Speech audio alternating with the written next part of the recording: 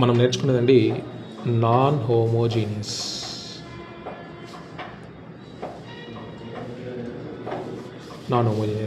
Second unit. సరే, second యూనిట్లో non homogeneous ఎప్పుడు చెప్తామంటే d² - 2d + 3 y = something.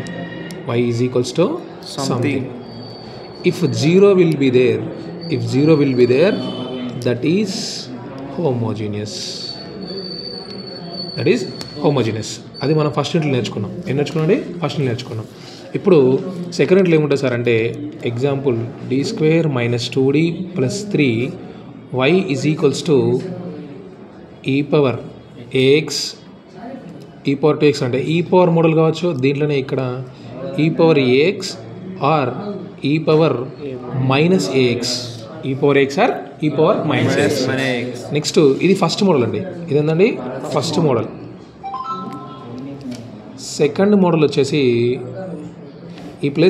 దీని ప్లేస్లో ఏముంటుంది సార్ అంటే sin ax or cos ax ఉంటుందండి. ఏముంటుందండి sin ax or cos ax ఉంటుందండి.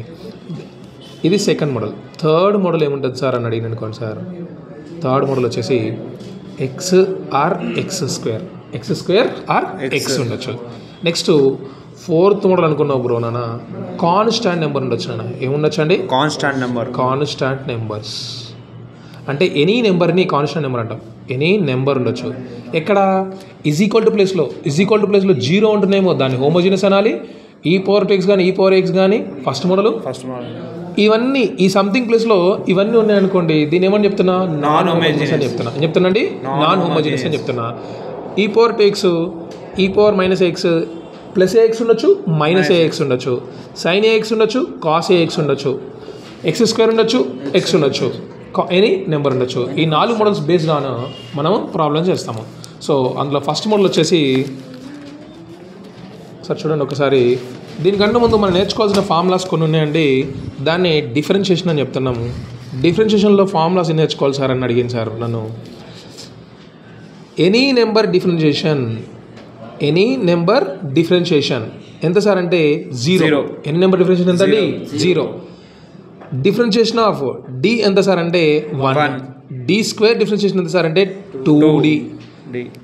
d³ డిఫరెన్షియేషన్ ఎంత సార్ అంటే 3d². ఎనీ నెంబర్ డిఫరెన్షియేషన్ ఎంత అండి 0. d డిఫరెన్షియేషన్ ఎంత అండి 1. d² డిఫరెన్షియేషన్ ఎంత అండి 2d. d³ డిఫరెన్షియేషన్ ఎంత అండి 3d². సో ఇవి వస్తే మనకి ఈ ప్రాబ్లం చేయగలుగుతాం సార్. ఒకసారి చూడండి.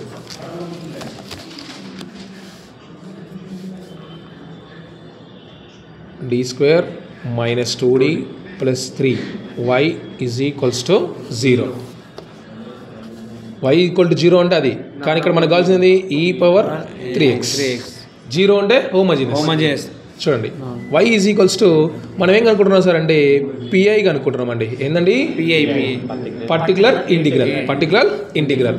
y = ఇది ఇంట్లో ఉంది కదండి. కిందికి పోతే ఏమవుతుందన్నా e⁻3x d² - 2d + 3. ఓకేనండి. సో ఏం చేయాలి సార్ అంటే d = ఏ పెట్టాలండి. ఏ ప్లేస్లో ఏముంది సార్ ఇక్కడ 3 ఉందండి. y = e⁻3x / 3² - 2 × 3 + 3 e⁻3x / 9 - 6 + 3 ఏమైంది సార్ e⁻3x / 9 - 6 ఎంత అండి 3 + 3 ఎంత అండి 6 అంతే. 9 - 6 ఎంత అండి 3 + 3 6. ఇక్కడ నెంబర్ వచ్చిందనుకో ప్రాబ్లం ఓవర్. ఇక్కడ ఎప్పుడైనా కానీ ప్రాబ్లం వచ్చినప్పుడు కింద కాన్స్టాంట్ నెంబర్ రావాలి. అప్పుడు ప్రాబ్లం కంప్లీట్ అయిపోయినట్టు. లేకపోతే 0 వచ్చిందనుకోండి ప్రాబ్లం కంటిన్యూస్. సో అలా 0 వచ్చే ప్రాబ్లం ఒకసారి చూద్దాం మనము. చూడండి sir question d² - 4d + 4 y =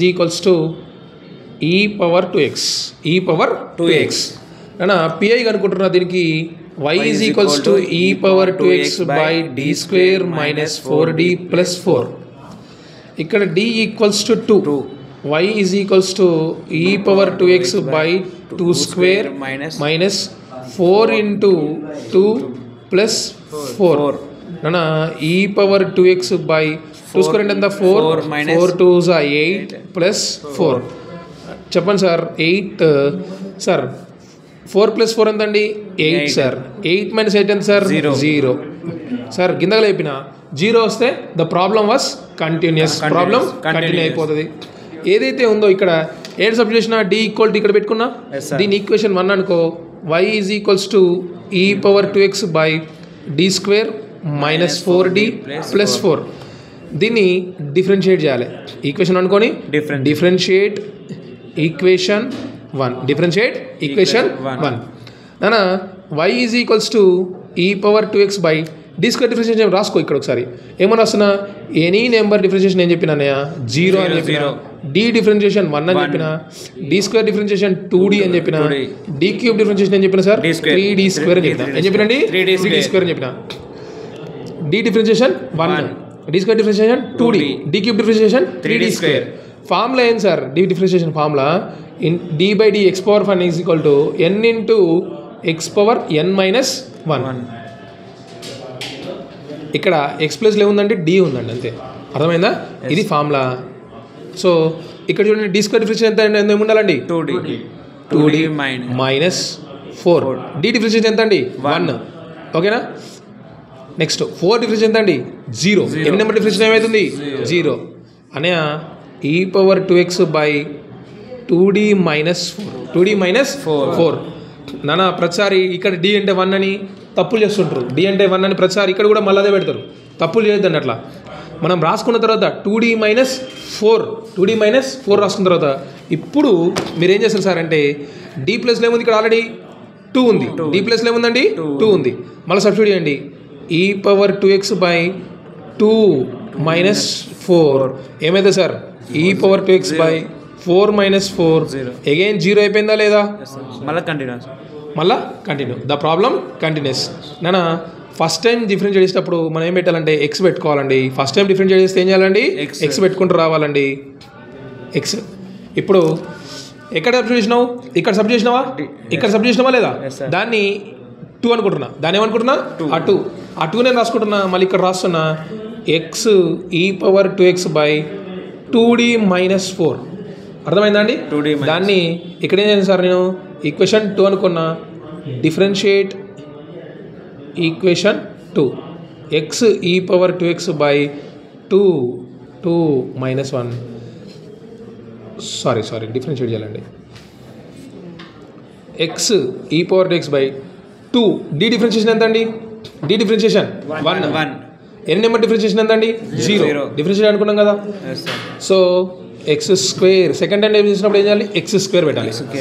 second time difference చేసినప్పుడు ఏం చేయాలండి X square. First time difference చేస్తే ఎక్స్ సెకండ్ టైం చేసిన వాటికి ఎక్స్ స్క్వేర్ పెట్టాలి. సో డి డిఫరెన్షియేషన్ ఎంత 1 ఎన్ని నెంబర్ డిఫరెన్షియేషన్ 0 ఎక్స్ స్క్వేర్ ఈ పవర్ 2x బై 2 కింద కాన్స్టెంట్ నెంబర్ వచ్చేసింది. ప్రాబ్లం ఎండ్ అయింది. ప్రాబ్లం ఎండ్ అయింది. So this is pi X square ఈ పవర్ 2x బై 2 ఏంది బ్రో 2x అంటే ఓన్లీ ఈ పవర్ x రాసిన ఓ